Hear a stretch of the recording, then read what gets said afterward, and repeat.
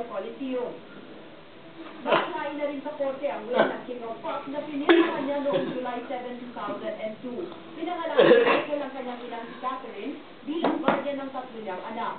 Ginawa rin successor guardian ni Michael ang singer na si Diana Ross.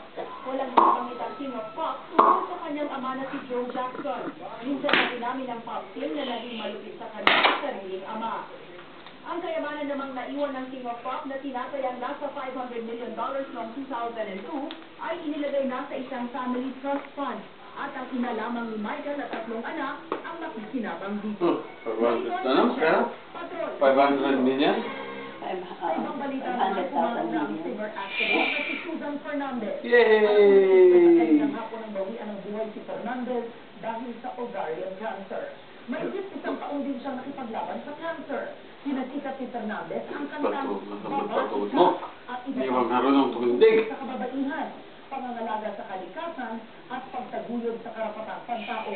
Nagturo rin siya ng sociology sa Ateneo de Manila University. 52 taon si Fernandez